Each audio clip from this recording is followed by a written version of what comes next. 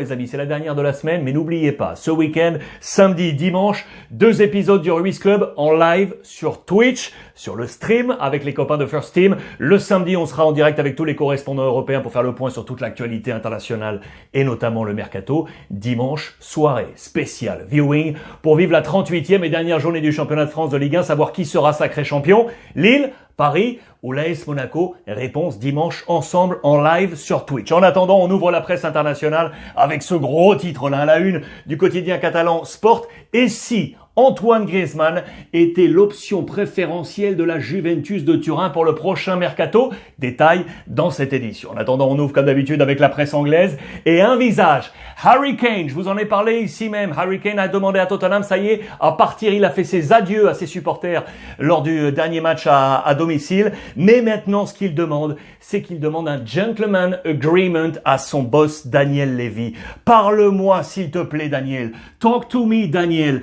Qu'est-ce qui se passe pour l'instant? Il a annoncé sa volonté de départ, mais il n'y aurait pas d'échange pour l'instant avec sa direction. Il aurait déclaré hier à nos confrères de la Sky, Gary Neville, l'ancien joueur aujourd'hui consultant, qu'il sentait que cette discussion n'aurait pas forcément lieu. Alors il demande à Daniel Levy d'accélérer cette discussion. Pourquoi? Parce qu'il dit tout simplement que peut-être que son prix, qui favoriserait aujourd'hui le capital de Tottenham, pourrait être à la baisse la saison prochaine. Il le dit ici, c'est un message pour Daniel Levy. Il lui reste encore des années de contrat, mais il veut négocier en mode gentleman avec Tottenham qui lui permettrait de faire du cash pour le club. Il voit ça, lui, parce qu'il veut partir aujourd'hui. On parle de plusieurs clubs, vous le savez, et on nous dit que seraient en pole position les Citizens de Pep Guardiola qui perdent, vous le savez, Kun Agüero qui devrait prendre la direction du Barça. Et on nous dit que Pep Guardiola aurait pour l'instant l'ascendant face à Manchester United et face à Chelsea. Voilà, l'ami Harry Kane veut s'asseoir à la même table, entre guillemets, que les Cristiano et Messi, pouvoir aller truster des titres à l'international et bien évidemment faire aussi du cash avec des émoluments plus forts. C'est le titre fort du côté de la presse anglaise. En parlant d'argent, vous le savez que l'Inter était dans une situation économique difficile. Ça y est, l'Inter a trouvé son fonds américain pour 275 millions d'euros. La famille Zhang, avec Steven Zhang ici, va pouvoir repartir avec l'Inter, on va en parler. Et dans le même temps, regardez à la une de Tuttosport, le sourire de Pirlo. Et si, fort de cette victoire en coupe, Pirlo sauvait sa tête à la tête de la Juventus. On va en parler également, mais ça y est, regardez, l'Inter est à la relance. On a trouvé les fonds avec la famille Zhang. Le fonds américain, c'est Oaktree. Vous qui suivez peut-être attentivement l'actualité du football international, Oaktree, fonds américain, dont le nom a résonné dernièrement du côté du Stade Malherbe de Caen ou encore du club anglais de Swansea. Très intéressé par les positionnements dans les clubs sportifs. Oaktree, donc, il vient à la rescousse de l'Inter pour assurer peut-être l'avenir de Conte et l'avenir des stars de la formation championne d'Italie pour la saison prochaine. Lui va peut-être sauver sa tête. Pirlo va peut-être rester à la Juve. C'est ce qu'on nous dit aujourd'hui ici dans les colonnes de la Gazzetta dello Sport. Les conditions, on a remporté la coupe. Deuxième condition, se qualifier pour la prochaine Ligue des Champions. Tout va se jouer lors de la dernière journée à distance, vous le savez, avec l'AC Milan. 2 hommes rôdent toujours. On nous parle du retour éventuel d'Allegri. On parle éventuellement également de l'arrivée de Zinedine Zidane si l'entraîneur français venait à quitter le Real Madrid. Tout va se jouer lors de la dernière journée. Vraisemblablement, c'est ce qu'on nous dit, autour de la direction de Elkann et Agnelli. Agnelli qui discute d'ailleurs en ce moment même avec l'ensemble de ses cadres. 2 hommes, vous le savez, Gigi Buffon a annoncé qu'il partait. Il a reçu un petit coup de fil, vous savez de qui? L'ancien de Milan, Galliani, qui est avec Berlusconi du côté de Monza en Série B. Ils ont déjà Boateng ou encore Balotelli. Ils auraient appelé Gigi Buffon pour pourquoi pas venir faire une petite pige du côté de Monza. Ça serait une belle histoire. L'autre qui discute là avec Agnelli, c'est lui, Chiellini. Il est en fin de contrat. Soit c'est une prolongation, soit les États-Unis. On nous parle de la MLS. En parlant de la MLS, regardez, Edin Dzeko pourrait quitter Rome, direction les Los Angeles Galaxy. On nous parle de cette piste, mais attention, il aimerait discuter avec José Mourinho pour savoir s'il est dans les plans, oui ou non, du coach portugais. Il faut savoir que c'est l'un des meilleurs buteurs de l'histoire de l'AS Roma. Regardez, c'est ici, le tableau que je vous ai grossi, le meilleur.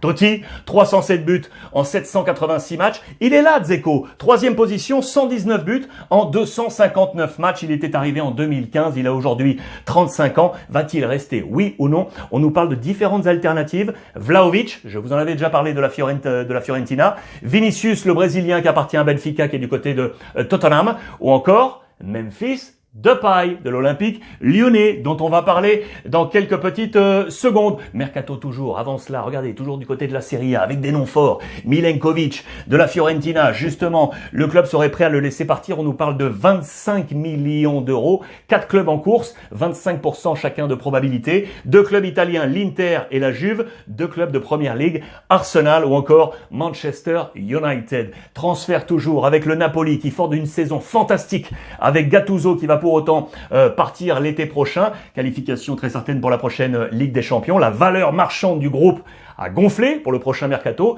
3 exemples.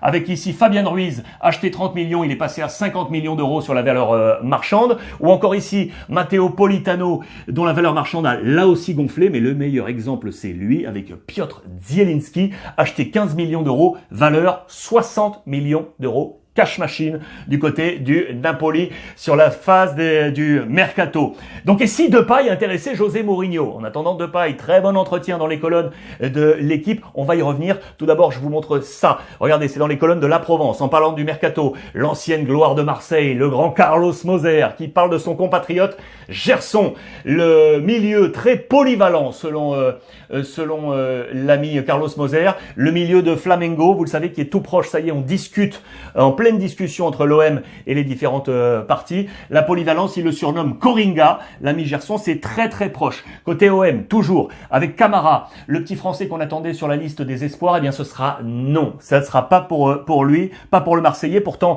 avec les blessures de Guendouzi ou encore de Claude Maurice, on pouvait l'attendre dans cette liste. Le choix a été porté sur le petit Youssouf Fofana de l'ASM de Monaco. Pas de Camara dans la liste Euro Espoir. Marseille toujours, information transfert. Fabio Blanco, pépite de la formation de Valence. Il était tout près de signer à l'Olympique de Marseille. Il y avait la Juve, Milan et bien d'autres clubs. Surprise, il est filé du côté de l'Eintracht Francfort pour le petit Fabio Blanco, pas à l'Olympique de Marseille. Je reviens là-dessus. Regardez ce titre. Ici, c'était ma maison. Vous le savez, l'ami Depay va partir.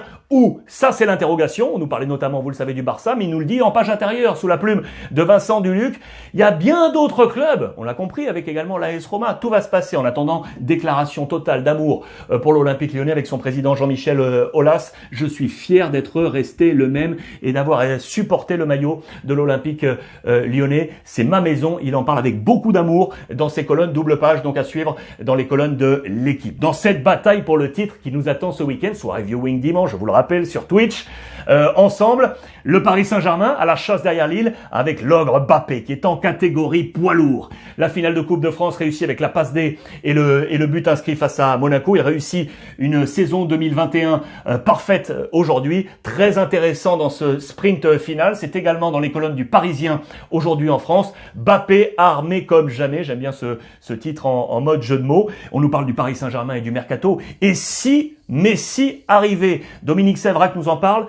Je suis d'ailleurs moi assez de cet avis, ce n'est qu'une opinion, hein, mais je pense que si, imaginez, Messi venait à quitter Barcelone en raison des complexités économiques et autres à Barcelone, et si Mbappé venait à filer côté Real Madrid, moi je vois Paris mettre le paquet sur Lionel Messi. Ce n'est qu'un avis, les amis. Ce n'est qu'un avis, ce n'est qu'une opinion. Bien entendu, on met ça entre parenthèses. Notez également, et là ce sont des faits, c'est une information, Di Maria est devenu le meilleur passeur historique de l'histoire du Paris Saint-Germain devant l'illustre Safet Suzic. Ça fait 104 passes décisives pour Angel Di Maria. Dans la bataille pour le titre, Lille, là on s'interroge, Christophe Galtier, pour cette dernière journée. On s'interroge après le match décevant face à Saint-Etienne. On nous parle de l'interrogation Fonte en défense centrale, de Sanchez au milieu de terrain, de Bamba également, ou encore du duo David-Yilmaz à la tête de cette attaque pour Lille dans ce sprint final. On nous parle des Girondins de Bordeaux qui sont en plein déboire. Vous le savez, on cherche un acheteur potentiel. Ça, c'est venu freiner le directeur sportif Alain Roche qui avait construit son plan de bataille, plan qui est venu largement être freiné pour les saisons futures également dans les colonnes de l'équipe. Hier, dévoilé le groupe de 26 des Portugais pour l'Euro. Attention, adversaire de l'équipe de France, c'est un adversaire coriace à la une de toute la presse. Il y a des noms que l'on connaît. Anthony Lopez de l'Olympique lyonnais. Je pense à Fonte de Lille. Je pense à Renato Sanchez de Lille également. Je pense au grand Pep du FC Porto. Je pense encore à tous ces noms. Il y a Cristiano Ronaldo qui est ici. Il y a Bernardo Silva qui va jouer la finale de la Ligue des Champions. Il y a d'énormes noms. Il y a Rafael Guerreiro. Ou encore la petite pépite, le petit nouveau. Elle est là la surprise. C'est Pedro Gonçalves, champion avec le Sporting Portugal. Voilà la surprise du groupe de Fernando Santos, adversaire de l'équipe de France. Attention, attention. On va en venir maintenant à l'information de cette journée et qui va lancer ce week-end. Et si la Juventus de Turin allait chercher Antoine Griezmann, qui est mis sur la position des transferts possibles du côté du FC Barcelone. Vous le savez, on va reconstruire, c'est la volonté du président Laporta, qui a mis une pression énorme sur les cadres et notamment les capitaines pour voir leurs émoluments baisser avec Piqué, Busquets ou encore Sergi Roberto. Mais attention, attention à ce qui peut se passer pour Antoine Griezmann, c'est en page intérieure. La Juve veut Griezmann. On nous parle éventuellement d'un prêt. La condition, c'est le départ de Cristiano Ronaldo. Vous le savez, mais Cristiano, fiscalement, est intéressé du côté de l'Italie. Mais s'il venait à partir, on nous dit que la Juve pourrait être intéressée par Antoine Griezmann. 19 buts, 12 passes décisives cette saison pour le Français. Un autre Français qui est sur la porte éventuellement de sortie, c'est lui, Dembélé. Ultimatum du Barça. 3 options. Prolongation de contrat, vente ou direction les gradins. Il accepte oui ou non la prolongation de contrat qui est également à la baisse, sinon ce sera une vente. Si aucune des deux options est cochée, eh bien attendez, il peut rester dans le groupe mais ne jouerait pas, ce serait direction les gradins. Attention, grosse pression sur le français Dembélé. En parlant de lui, dans les colonnes de l'équipe aujourd'hui, très intéressant, l'imbroglio à démêler entre les différents agents ou ex-agents de Dembélé qui se disputent une somme d'argent devant la justice, somme lors des différents transferts. On parle de ces transferts de Rennes à Dortmund, puis de Dortmund au FC Barcelone. Les différents clans Dembélé se disputent tout ça devant la justice, c'est-à-dire dans les colonnes de l'équipe. En attendant, Ronald Koeman, qui ne sait toujours pas ce qu'il va faire la saison prochaine, il attend la décision de Laporta. Il est en train de préparer, de planifier la pré-saison. Il se prépare éventuellement parce que lui veut rester. Il va perdre des Cassis, comme je vous l'ai annoncé. La porte est ouverte pour Sergi Roberto, l'un des capitaines. Lui, attention, il va partir au bras de fer. Il lui reste une année de contrat. Il ne veut pas s'asseoir dessus. Soit il part libre, tranquille, pour signer, soit il va partir au bras de fer. Alenia, du côté de Getafe, le Barça en attend 8 millions d'euros. On parle également d'une somme pour le deuxième gardien Neto qui veut partir. On parle de 16 millions d'euros. On nous dit que Everton, Carlo Ancelotti, serait intéressé. En parlant des gardiens, attention, attention. Regardez dans les colonnes de As. Et si Raiola filait et si Donnarumma, le lapsus, et si Donnarumma filait au Barça, les amis. Vous savez ce qui se passe aujourd'hui à Milan. Il est en bataille pour savoir s'il disputera ou non la prochaine Ligue des Champions. Il reste à Milan, si Milan joue la Champions League, soit la Juventus de Turin qui s'est intéressée à lui. Mais attention, on nous dit voilà que Raiola, son agent, l'aurait proposé au Barça, qui n'aurait plus de numéro 2, mais on va choisir une position 2 en interne. Le numéro 1, c'est Ter Stegen, opéré, vous savez, du côté de Malmö, pas d'euro pour lui. Mais attention, si Ter Stegen venait à partir et si on prenait Donnarumma du côté du Barça, c'est une piste qu'on nous avance dans les colonnes de As. En tout cas, bien évidemment, c'est l'agitation à la carte de poker de Mino Raiola. Il en a l'habitude, ça reste une affaire à suivre. On parlait de la lutte pour le titre en France. Lutte pour le titre samedi en Espagne, entre l'Atlético et le Real. L'Atlético va jouer face à Valladolid qui lui se bat pour le maintien. Ça va être un match âpre, dur. Le Real Madrid peut-être un poil plus facile face à Villarreal qui va jouer quelques jours plus tard face à Manchester United la finale de la Ligue Europa. La formation d'Unai Emery sera très certainement une équipe B. En attendant, au cœur de tout ça, 2 capitaines, Sergio Ramos et Koke, 2 capitaines pour un rêve. Du côté de Koke, c'est d'être champion. Ce serait son premier titre en tant que premier capitaine et ça serait ainsi son 8e titre pour égaler Diego Godin. C'est le rêve bien évidemment de Koke, le rêve de Sergio Ramos, le numéro 4. Il a 4 jours décisifs pour le 4. 4 jours. Pourquoi? Il est en pleine prolongation de contrat. Dans quelques jours, c'est la liste de Luis Enrique pour le prochain Euro. Pour l'instant, ballottage défavorable pour lui et donc éventuellement également prendre ce titre de champion. Il est de retour de blessure, mais ça fait longtemps les amis. En 2021, il n'a joué que 5 matchs. 30 matchs en tout perdus pour blessure. Rendez-vous compte, Sergio Ramos est vraiment dans le dur. C'est une phase décisive pour lui. C'est le retour ou un au revoir. regreso o despedida, affaire à suivre autour de Ramos. En attendant, Zizou prévoit le même 11 que le 11 vainqueur face à l'Athletic Bilbao 1-0. Donc sans Sergio Ramos titulaire, ce serait Militao avec Nacho en défense centrale. Ça, c'est une affaire à suivre. Alors que sur le mercato, on nous parle de 6 profils, là aussi, vers le départ, avec Varane, 28 ans, avec Isco, 29, Marcelo, 33, Mariano, 27, Marco Asensio, 25 et Eden Hazard, 30 ans. Ces 6 joueurs seraient direction la sortie à l'été prochain côté Real Madrid. Lui, Gareth Bale, il n'a pas de souci, vous le savez. Joueur à Tottenham, il devrait rentrer cet été côté Real Madrid où il était, qu'il avait prêté, du côté de Tottenham. Il lui reste 1 an de contrat. Lui est pépère, il l'annonce très clairement. Je vais rester à Madrid éventuellement sur cette dernière année puisqu'en 2022, je raccroche. Il arrête tout. Il est prêt à rester à Madrid sans jouer et prendre son année d'émolument du côté du Real Madrid. Madrid qui va donc affronter Villarreal. Focus également sur Pau Torres qui pourrait lui remplacer Sergio Ramos peut-être dans les prochains mois. Dans 4 jours, il va jouer le Real Madrid et Manchester United, 2 de ses prétendants sur la scène internationale. Lui qui va disputer l'Euro dans les plans très certainement de Luis Enrique, adversaire donc du Real Madrid. Les dernières petites infos comme ça pour vous montrer quoi? Que Saúl est revenu, ça y est, dans les plans de El Cholo Simeone. Il en était un poil sorti, il est revenu. Malheureusement, le Français Thomas Lemar n'est pas apte physiquement pour être opérationnel pour cette grande finale, bataille pour le titre. Il sera là pour l'Euro dans les plans de Didier Deschamps. Et Carrasco, l'international belge, dans les plans de Roberto Martinez pour l'Euro, il est en pleine bourre. 6 buts marqués cette saison, 4 lors des 8 dernières journées. C'est un véritable colosse. Il est armé et il vole pour aller chercher éventuellement ce titre de champion.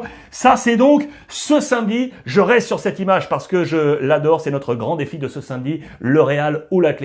Et dimanche, ensemble sur Twitch, Lille, Paris ou Monaco. On va vivre cette grande soirée ensemble, viewing avec les copains de First Team sur le stream, 20h30. 20h30 samedi, dimanche pour les 2 Ruiz Club Week-end. On échange les amis via les réseaux sociaux et n'oubliez pas, comme tous les jours, s'il vous plaît, profitez des vôtres.